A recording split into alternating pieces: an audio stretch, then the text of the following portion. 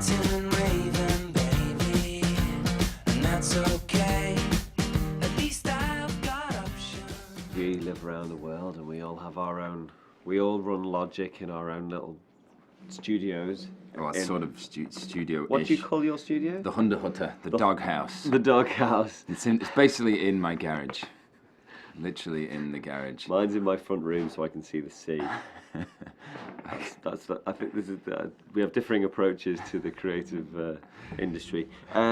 Yes, and you know we start usually jamming. It's honestly it can come from a guitar and a vocal. Or it's either guitar and vocal or loop and keyboard stuff. That's generally been the way for many years, right? Yeah.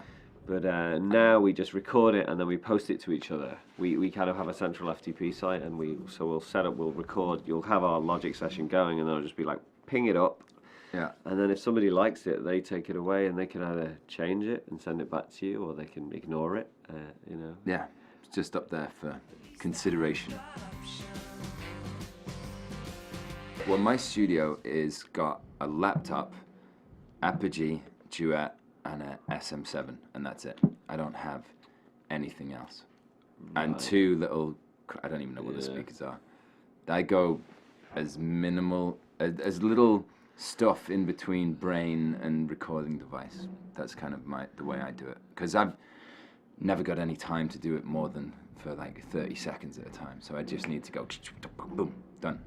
That's my speed.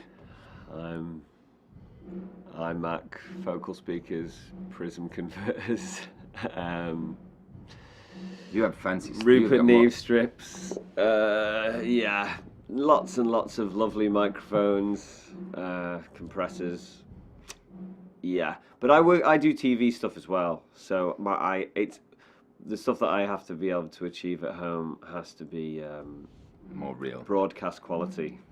I just like very, very high quality audio, you know, but then I like screwing with it. So lo-fi is king, but the best thing is to have the best signal in the first place so you can go lo-fi on it. That's kind of my attitude, I guess.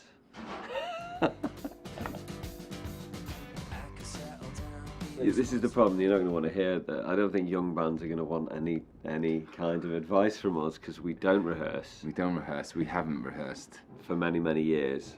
Yeah, and I was speaking to Hey Rosetta about this, and he's like, Tim was like, I really love rehearsing, and I'm like, God, it's like the worst.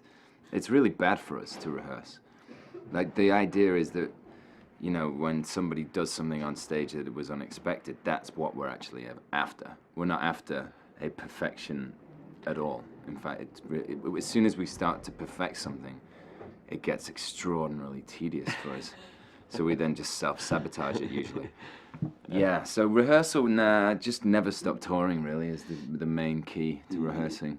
You know, tour so much that you don't need to rehearse. The key to it for us was picking an aesthetic in the first place, which allowed for the sort of ragged glory, the charm of being able to improvise within it and being able to, so that people's expectations aren't that they're going to get an exact reproduction of the record, you know. Yeah. That's the thing, you know.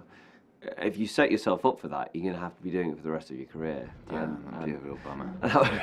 That would be a real bummer, in our opinion, anyway. I mean, most professional musicians have diametrically the opposite opinion to us. So, you know, practice, get to Carnegie Hall, you know, that's really not been our way. Yeah, sure. You never really care about actually doing it, but I mean, we've got the new solution, which is we're just going to constantly release the live gigs that we can now record from the monitor desk. So the new, you know, the songs that do turn into new and, you know, maybe better, maybe not, depends on your opinion. You'll be able to, you know, we can release those anyway. So the songs aren't like, you know, there's very few recordings that haven't been improved by playing it a lot more than you do, I would say. But then, you know, depends. Depends what you're looking for from a record, really. It's like the whole concept of a long play has kind of ceased to have the kind of relevance that it did have. So the idea that it's this kind of immovable, you know, in abstract solid object that will be forever referenced kind of doesn't matter anymore, because people are more likely to like watch a YouTube video of you than they are to listen to your album. Mm-hmm. It's just a fact. It's true.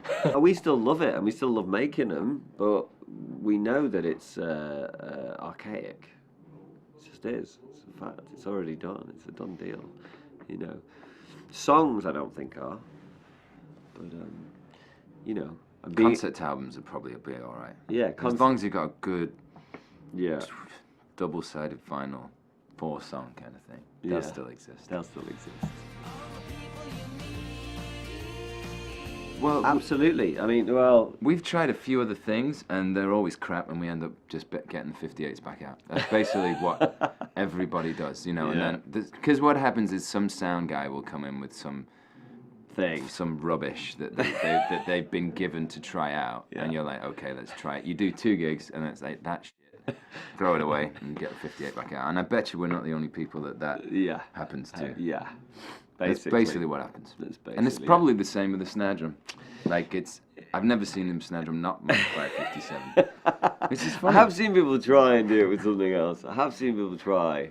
It's just one of those funny things, you know. That's the really weird one. No, I know. Because it's so like, there is no other. That's it. I mean, it's a snare drum, you would have thought. But no. Yeah, the 52 on the kick. It's just like... It's rules. It's just rules. They're rules. They're already preordained rules that if you try and deviate from, you do. Well, you can deviate from it, but then you'll just end up going back to where you were. Yeah, because you already knew that was the right thing. Nobody wants you or wants to be you.